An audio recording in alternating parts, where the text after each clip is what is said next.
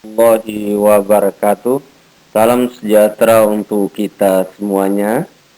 Ya, selamat datang di kuliah Teknologi Sediaan Solid pertemuan ke-8 ya. Jadi ini pertemuan saya terakhir dengan Anda.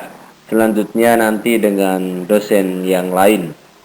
Oke, pada kesempatan ini kita akan bicarakan terkait dengan metode pembuatan tablet. Sebenarnya materi ini ada kaitannya dengan materi yang minggu kemarin terkait dengan proses pencampuran. Karena mau tidak mau kita juga akan membahasnya di metode ini. Karena pencampuran itu adalah satu bagian dalam metode pembuatan tablet. Oke, kita lanjutkan ke slide berikutnya. Saya ulang sedikit slide ini ada di pertemuan yang kemarin juga. Jadi ini adalah preparasi atau persiapan, diagram persiapan pembuatan obat dengan rute oral ya. Anda lihat di sini ada dua bagian, ada bentuknya kapsul filling, jadi dimasukkan dalam cangkang kapsul, maupun yang di tablet dengan cetak tablet tentunya. Di sini ada metode khususnya tablet, itu ada granulasi basah, ada granulasi kering, dan ada direct compression atau sering kita sebut dengan cetak langsung. Dari diagram ini sebenarnya kita bisa melihat perbedaannya. Granulasi basah tentunya ada basah sehingga dia ada suspending, ada pembasah, ada air yang ditambahkan dibuat suspensi ya, misalnya adalah bahan pengikat. Kemudian di dry granulation tidak ada, Anda lihat. Kemudian di direct compression malah tidak ada pengeringan gitu. Kemudian langsung di tablet ya, menghasilkan yang kompak. Kemudian kalau tabletnya di coat ya, di coat, dilapis dulu. Kalau tidak ya langsung sudah dikemas ya. Kemudian selesai. Ini adalah diagram yang menggambarkan suatu proses pembuatan sediaan oral. Oke, kita akan fokus terhadap tablet saja. Metode yang tiga ini yang kita akan bahas. Kita lanjutkan slide berikutnya. Kita mulai dengan granulasi basah. Granulasi basah, namanya juga basah, mestinya ada pembasah, yaitu adalah air gitu ya, yang mengikat. Jadi ditambahkan bahan pengikat yang dibuat dalam suspensi misalnya. Oke, yang pertama adalah penetapan berat zat aktif. Tentunya harus ditentukan berat zat aktifnya berapa untuk kita bisa menentukan bobot dari masing-masing bahan yang ada dalam formula yang kita persiapkan. Kemudian kita tetapkan berat tabletnya, per tabletnya mau beratnya berapa. Kemudian tentunya berat bahan penghancur sebagai eksifien berapa kita mau tambahkan. Kemudian berat bahan pelicin ya, tentunya ini melalui proses perhitungan yang kita bahas di minggu yang sebelumnya. Kemudian kita bisa memperkirakan berat bahan pengikat.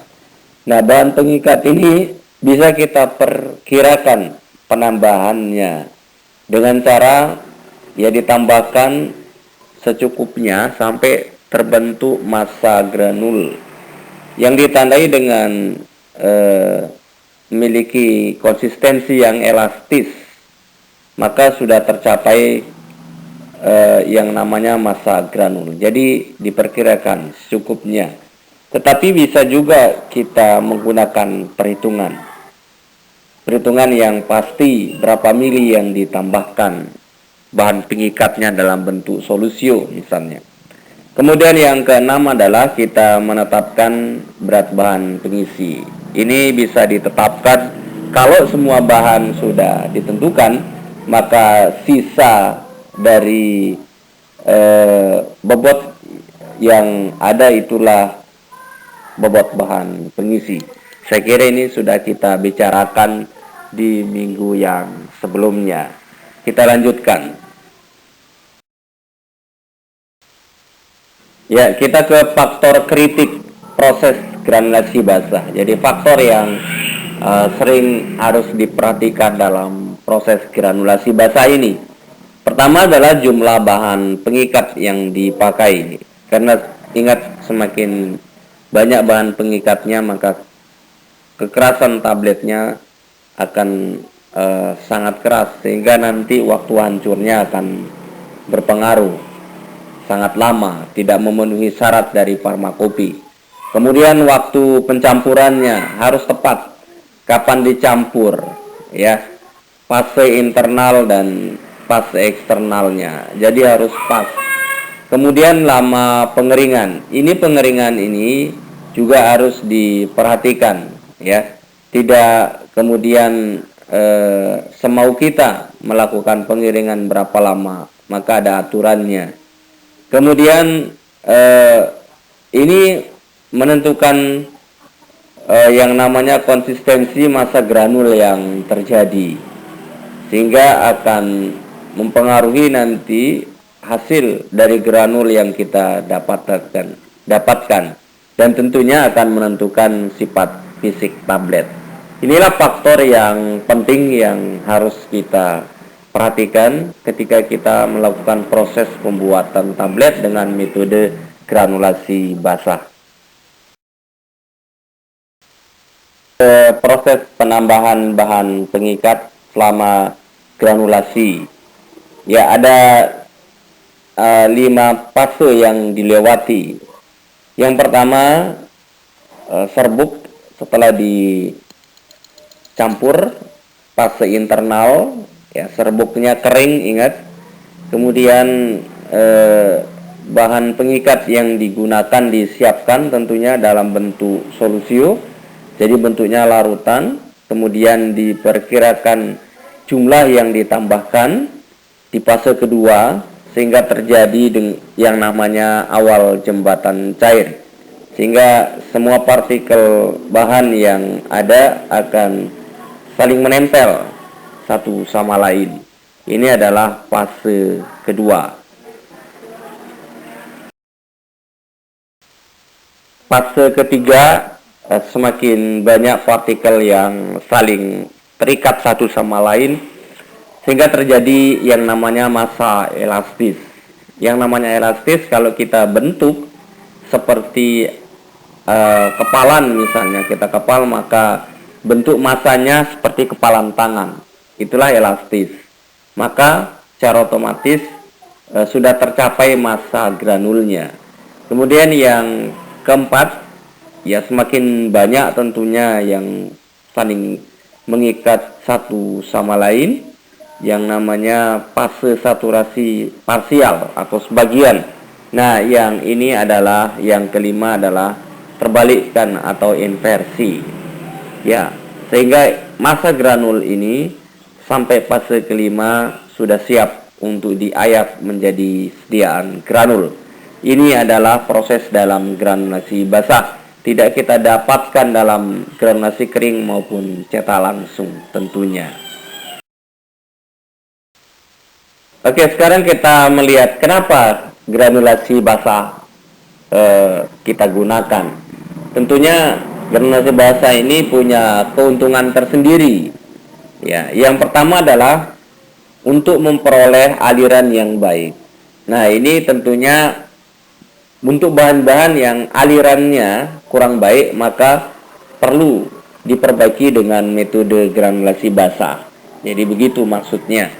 Kemudian yang kedua, meningkatkan kompresibilitas, ya, kompresibilitasnya, sehingga nanti tabletnya menghasilkan tablet yang kompak. Untuk mendapatkan berat jenis yang sesuai, jadi bobotnya rata-ratanya akan memenuhi persyaratan. Kemudian yang selanjutnya dapat mengontrol pelepasan, ya, pelepasannya. Kemudian mencegah pemisahan komponen campuran selama proses. Yang selanjutnya adalah distribusi keseragaman kandungan. Jadi kalau uji di solusi, uji kandungan dalam tabletnya, dia bisa menghasilkan keseragaman yang baik. Kemudian yang terakhir adalah meningkatkan kecepatan disolusi. Disolusi ini kaitannya erat dengan tadi, keseragaman kandungan. Itulah keuntungan dari granulasi basah. Cuma prosesnya lebih panjang. Ya, alat yang dipakai juga lebih banyak, bahannya juga seperti itu, waktu yang dibutuhkan juga lebih panjang. Ini bedanya dengan metode yang lain. Oke, tentunya kalau ada kekurangan, kalau ada kelebihan maksud saya, tentunya ada kekurangan yang ada di dalam metode itu. Yang pertama adalah, ya, seperti yang saya bilang tadi, adalah banyak tahap dalam proses produksi yang harus divalidasi. Jadi metodenya tentunya perlu divalidasi. Nah, tahapnya cukup banyak. Kemudian biayanya cukup tinggi tentunya, karena ya prosesnya lebih panjang. Tentunya membutuhkan biaya juga lebih banyak. Kemudian zat aktif yang sensitif terhadap lembab dan panas tentunya tidak dapat dikerjakan dengan cara ini, karena ini kan ada air yang menyebabkan kelembabannya tinggi. Kemudian ada proses pengeringan, karena dari basah tentunya harus menghasilkan granul kering. Nah, tidak cocok untuk bahan-bahan yang sensitif terhadap kedua keadaan tersebut. Untuk zat termolabil juga dilakukan dengan pelarut yang non-polar. Jadi selain air, jadi agak, ya, memang itulah risikonya melakukan atau membuat dengan metode granulasi basah. Ya, tapi untuk yang termolabil tentunya mungkin tidak terlalu banyak. Oke, sekarang kita masuk ke diagram atau skema granulasi basah. Ini sudah saya tampilkan juga di slide di minggu kemarin. Ya, kita ulang sedikit. Jadi kalau kemarin kan kita bicara masalah waktu pencampuran bahannya, posisinya di mana. Oke, ini adalah skematisnya. Intinya adalah dari gambar yang Anda lihat ini cukup panjang, sehingga prosesnya juga akan lebih panjang. Yang pertama adalah zat aktif, atau di situ ditulis drug, ya. Kemudian masuk, ya, tentunya disiapkan, kemudian masuk ke dalam mixer, ya. Mixer ini ada bentuknya kubus, ada bentuknya V. Jadi tergantung kebutuhan. Kalau jumlahnya banyak, ya, artinya jumlah bahan yang mau dicampurkan banyak, maka gunakanlah yang bentuk kubus mixernya. Kemudian setelah itu ditambahkan bahan tambahannya. Ya, di situ ada bahan penghancur tentunya. Kemudian ada bahan pengisi, ya. Selain bahan pelicin, ya, selain bahan pelicin tentunya. Kemudian setelah itu kita setting yang kita punya alat yang otomatis, jadi tidak manual. Kita setting misalnya selama 10 menit dengan kecepatan 100 rpm misalnya. Kemudian alat ini akan berjalan sendiri sampai waktu yang kita tentukan. Dengan asumsi dengan waktu itu, maka pencampurannya sudah homogen. Ya, kemudian kita taruh di sebuah wadah. Selanjutnya kita tambahkan bahan pengikat yang sudah kita buat dalam bentuk solusio. sehingga di situ dikatakan bentuknya liquid, ya, liquid. Kemudian kita lakukan proses, ya, pembuatan massa, ya, sampai terjadi massa yang elastis, ya, seperti yang tadi kita bicarakan di slide sebelumnya, sehingga terbentuklah yang namanya aglomerat. Kemudian setelah itu kita lakukan pengayatan dengan mesh yang kita inginkan tentunya. Jadi bisa Anda menggunakan mesh 40 misalnya.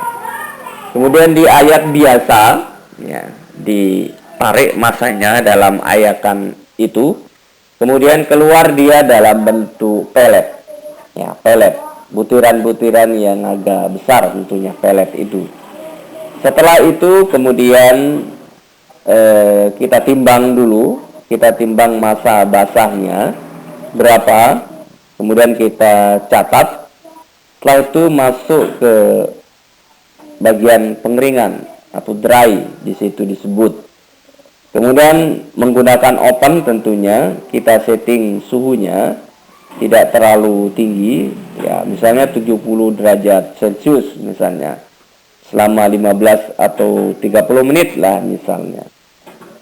Kemudian setelah cukup proses pengeringannya, kemudian kita screen, kita ayak kering, gitu. Kita ayak kering dengan ayakan yang sesuai. Kemudian setelah itu massa yang kita dapatkan kita timbang, kita catat sebagai berat keringnya, karena ini penting untuk nanti menghitung massa eksternalnya, yaitu bahan pelicinnya tentunya, karena massanya ada proses penyusutan, hilangnya air tadi dari bahan pengikat itu. Kemudian setelah itu massa granul kita masukkan ke dalam mixer tentunya, mixer yang sesuai, yang dalam hal ini di diagram yang Anda lihat adalah bentuknya V, bukan kubus. Kemudian di posisi inilah kita tambahkan bahan pelicin. Di situ dituliskan lubrikan, ya, tentunya dengan bobot yang sudah kita hitung. Kemudian kita setting kembali mixer kita, misalnya 10 menit dengan kecepatan 100 rpm. Dia akan berputar, ya, sampai 10 menit dia akan berhenti, ya, dengan asumsi sudah tercampur homogen lubrikannya dengan massa granul kering yang kita dapatkan. Kemudian kita keluarkan, kemudian kita siapkan tentunya sebelumnya mesin tabletnya, kompresinya. Kemudian kita masukkan, kemudian kita nyalakan mesin tabletnya, sehingga massa tablet bisa kita hasilkan dengan proses ejeksi tentunya dari mesin tablet. Nanti kita lihat bagaimana mesin ini bekerja di slide yang lain. Saya lanjutkan dulu. Oke, kita lanjutkan ke metode yang kedua, yaitu granulasi kering. Ya, granulasi kering tentunya tidak membutuhkan bahan pengikat atau pelarut dalam bentuk apapun. Oke, kita lihat granulasi kering disebut juga slugging, yaitu memproses partikel zat aktif dan eksipien dengan mengempa campuran bahan kering menjadi massa yang padat, yang selanjutnya dipecah lagi untuk menghasilkan partikel yang berukuran lebih besar dari serbuk semula atau granul. Prinsip dari metode ini adalah membuat granul secara mekanis tentunya, tanpa bantuan bahan pengikat dan pelarut. Jadi metode ini menggunakan mesin atau alat tambahan yang namanya slug untuk menghasilkan yang namanya slugging, untuk menghasilkan bahan yang namanya slug, ya, yang akan dipecah lagi menjadi massa yang lebih besar dari partikel granul, ya. Jadi Memang prosesnya lebih pendek, tapi juga membutuhkan alat tambahan. Pada proses ini, komponen-komponen tablet dikompakkan dengan mesin cetak tablet, lalu ditekan ke dalam die dan dikompakkan dengan punch sehingga diperoleh massa yang disebut slug tadi. Jadi mesin slugging. Prosesnya disebut slugging. Ya. Pada proses selanjutnya, slug kemudian diayak dan diaduk untuk mendapatkan granul yang daya mengalirnya lebih baik dari campuran awal. Bila slug yang didapat belum memuaskan, maka proses di atas dapat diulang. Ya, jadi seperti itu proses granulasi kering. Oke, kita lihat keuntungan dan kekurangan dari metode ini. Yang pertama kita lihat keuntungannya, ya. Keuntungannya. Pertama adalah peralatannya lebih sedikit tentunya, karena tidak menggunakan larutan pengikat, mesin pengaduk yang berat dan pengeringan yang memakan waktu. Tidak butuh itu. Ya. Kemudian yang kedua adalah baik untuk zat aktif yang tentunya sensitif terhadap panas dan lembab tadi. Ini adalah menutupi kekurangan dari granulasi basah tentunya. Kemudian mempercepat waktu hancur karena tidak terikat oleh pengikat. Ini adalah keuntungannya. Kekurangannya apa? Tentunya tadi memerlukan mesin tablet khusus untuk membuat slug. Ya, mesin slugging namanya. Kemudian tidak dapat mendistribusikan zat warna secara seragam seperti yang bisa dilakukan di granulasi basah. Kemudian yang ketiga adalah proses banyak menghasilkan debu, ya, sehingga memungkinkan terjadinya kontaminasi silang. Itu ya. Ini adalah kekurangannya. Kita lihat skematis atau diagram proses granulasi kering. Kalau Anda lihat dibandingkan dengan diagram yang tadi sebelumnya di granulasi basah, ini agak sedikit lebih pendek ya prosesnya. Ya, kita lihat yang pertama adalah bahan aktifnya, kemudian dipersiapkan tentunya, kemudian bahan tambahannya juga ditimbang, dipersiapkan sesuai dengan kebutuhan. Kemudian obatnya masuk ke dalam mixer, sama menggunakan mixer bentuk V. Kemudian dimasukkan bahan-bahan tambahannya, ya, bahan penghancur, bahan pengisi, bahan pelicin misalnya, masuk. Kemudian kita setting alat mixernya, karena seperti tadi tidak manual, ini adalah otomatis. Kemudian 15 menit misalnya dengan kecepatan 100 rpm sampai selesai, berhenti mesinnya dengan asumsi sudah homogen campurannya. Kemudian langsung dimasukkan ke dalam mesin cetak slug, ya, sehingga menghasilkan slugging, ya. Jadi massa yang besar lah, lebih besar dari tablet itu, ya, kurang lebih seperti itu. Ya, kemudian setelah itu dihancurkan, ya, dikeras gitu, dihancurkan menjadi massa partikel yang lebih besar, lebih kasar dari granul. Kemudian diayak itu ya, screen diayak, ya, sehingga menghasilkan tadi butiran partikel granul yang lebih besar dari bahan atau partikel awal gitu ya. Kemudian setelah itu masuk ke dalam mixer, kemudian ditambahkan lubrikan, bahan pelicin tentunya.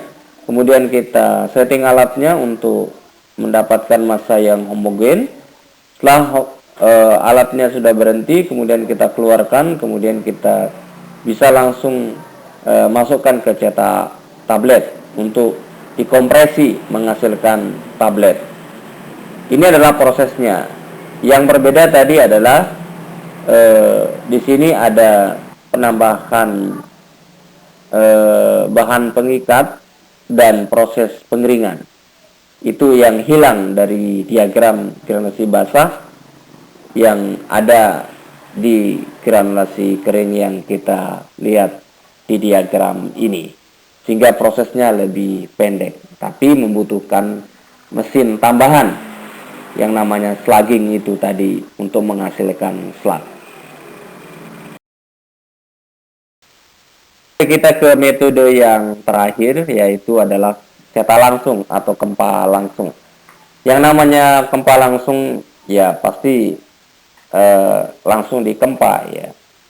Oke, kita lihat metode kempa langsung, yaitu pembuatan tablet dengan mengempa langsung campuran zat aktif dan eksipien kering tanpa melalui perlakuan awal terlebih dahulu. Jadi ditambahkan zat aktif dan eksipien, kemudian dicampur untuk menghasilkan massa yang homogen, kemudian langsung dicetak menggunakan cetak tablet. Kemudian metode ini merupakan metode yang paling mudah, praktis, dan cepat pengerjaannya. Namun hanya dapat digunakan pada kondisi zat aktif yang dosisnya kecil. Jadi ini adalah dosis yang kecil. Kalau dilakukan dengan dua metode yang sebelumnya, takutnya dosisnya hilang karena sangat kecil. Serta zat aktif tersebut tidak tahan terhadap panas dan lembab tentunya.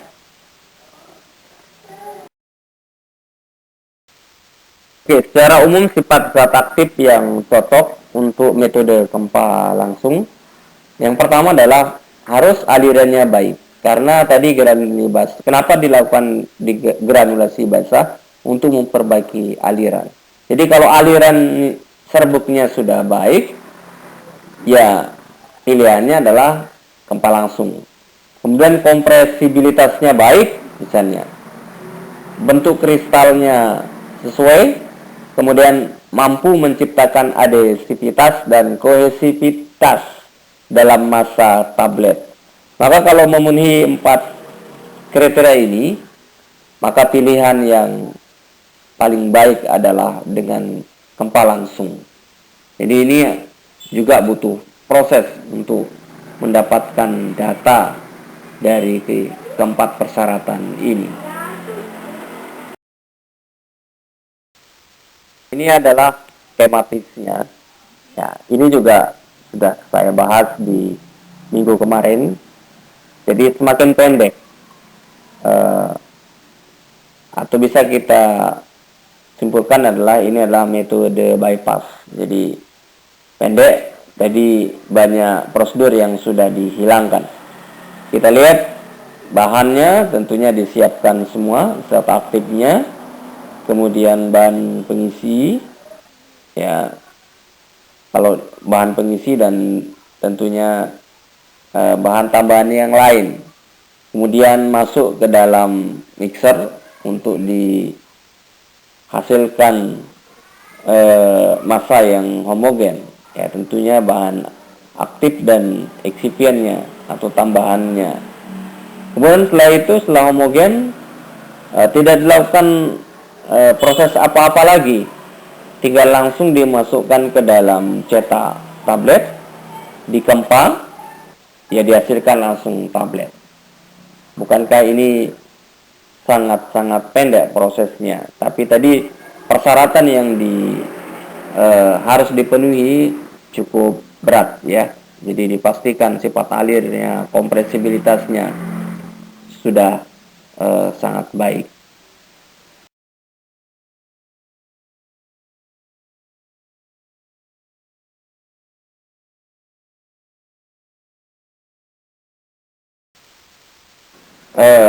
Supaya kita lebih mudah, kita dibantu oleh diagram ini. Kapan kita bisa memilih menggunakan metode yang mana dari ketiga metode yang ada di atas tadi yang kita sudah bicarakan. Oke, kita mulai dari dosis ya. Kalau dosisnya kecil, misalnya kurang dari 50 mg, maka bisa kita putuskan menggunakan cetak langsung atau granulasi basah. Kemudian kalau dosisnya besar, ini kemudian dibagi lagi. Kalau kompaktibilitasnya baik, yang sebelah kiri ini, alirannya baik, maka langsung bisa digunakan metode cetak langsung. Kalau bahannya dosisnya besar, kompaktibilitasnya baik, alirannya jelek, maka pilihannya adalah granulasi kering tadi.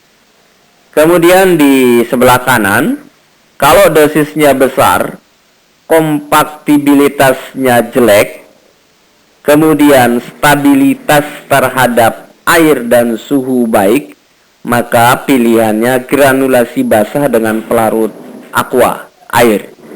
Tetapi kalau stabilitas terhadap air dan suhu jelek, maka pilihannya adalah granulasi basah dengan pelarut non air. Ya, seperti tadi kita sudah bahas, yang termolabil tidak menggunakan air.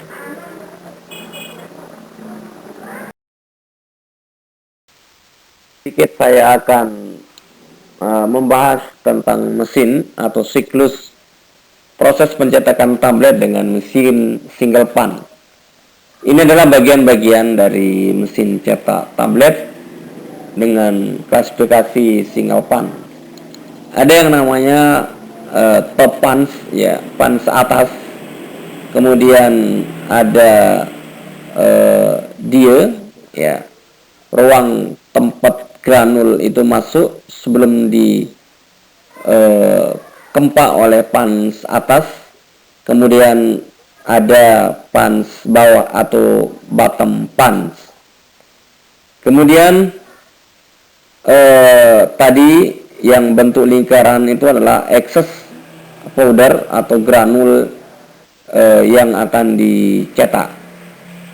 Kemudian dipres oleh punch atas, top punch itu, punch atas akan ke bawah sejalan dengan gravitasi. Kemudian punch bawah akan ke atas, sehingga massa atau powder itu atau granul itu terjepit di dalam ruang dia itu, membentuk diameter tablet sesuai dengan yang kita tentukan diameternya. Kemudian terjadi massa yang compaction, sehingga kemudian punch atas mundur ke atas. Jadi waktu dikempa dia ke bawah, ini ke atas, dan punch bawah ke atas mendorong tablet yang sudah tercetak kompak, kemudian dikeluarkan atau diejeksi. Ini adalah proses atau siklus dari pencetakan tablet dengan mesin yang namanya single punch. Saya kira Anda sudah paham. Oke, ini adalah gambar apa ya istilahnya, yang menggambarkan tadi mesin cetak tablet yang single punch.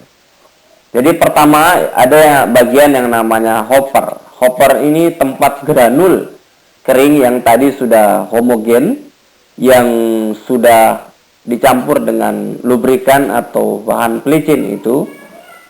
Kemudian dia masuk ke dalam hopper, ya. Kemudian ada yang namanya die. Anda lihat di situ ada yang garis-garis miring itu, ada die tulisannya. Di situ adalah ruang di mana granul itu akan dikempak oleh punch atas atau upper punch dan didorong oleh punch bawah atau lower punch ini, atau bottom punch tadi. Kemudian dia masuk, ya, seperti tadi. Punch atas ini ada bagian-bagiannya. akan menekan ke bawah, ya, ke dalam ruang dia ini. Kemudian pans bawah akan naik. Jadi kayak dia dibenturkan antara pan atas dan pans bawah, dan di tengah-tengahnya ada granul itu. Sehingga bentuk dari pans atas dan pans bawah itu seperti diameter lingkaran tentunya. Dan ketebalannya bisa kita atur dalam mesin ini. Sebelum kita mulai, kita atur diameter tablet yang mau kita hasilkan maupun ketebalannya. Nah, yang diatur adalah pans atas atau upper pans dan pans bawah atau lower pansnya. Sehingga nanti ketika pans atas menekan ke dalam ruang dia dan pans bawah naik untuk membenturkan massa granul dengan pans atas, maka dihasilkan sediaan tablet yang kompak dengan diameter tertentu, dengan ketebalan tertentu. Kemudian setelah itu ada proses yang namanya ejection, dikeluarkan. Jadi secara otomatis kalau dia sudah terjadi massa tablet yang kompak, pans atas naik lagi ke atas, pans bawah akan naik ke atas untuk mendorong tablet yang sudah dihasilkan, kemudian akan diejeksi oleh ejection tadi, sehingga dia akan keluar tablet yang tadi sudah dihasilkan. Itu kira-kira proses dari cetak tablet dengan mesin single pan. Untuk bisa lebih memahami, tentunya paling bagusnya ketika melakukan proses ini langsung di laboratorium. Tapi karena kondisi pandemi, maka ya saya kira mudah-mudahan Anda paham dengan penjelasan saya ini. Oke, ini adalah slide yang terakhir. Ini kurang lebih bentuk mesinnya dan ini kita punya di dalam lab, ya.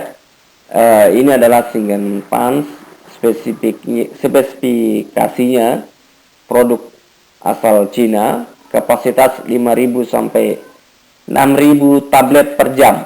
Kemudian tekanan maksimumnya 10 kN. Kemudian diameter tabletnya maksimum 12 mm. Tebal tablet yang bisa dihasilkan 6 mm. Ukuran 530 kali 340 kali 570 mm. Beratnya 70 kg. Jadi jangan coba-coba Anda mengangkatnya sendiri. Harus butuh 2 atau 3 orang. Kemudian dayanya 370 watt. Ini spesifikasinya dan kita punya di dalam lab. Oke, adik-adik mahasiswa sekalian, saya kira itu yang bisa saya sampaikan di materi metode cetak tablet ini. Mudah-mudahan Anda mengerti. Ya, saya cukupkan. Ini adalah pertemuan ke-8 atau pertemuan dengan saya yang terakhir di teknologi sediaan solid, akan dilanjutkan oleh dosen yang lain.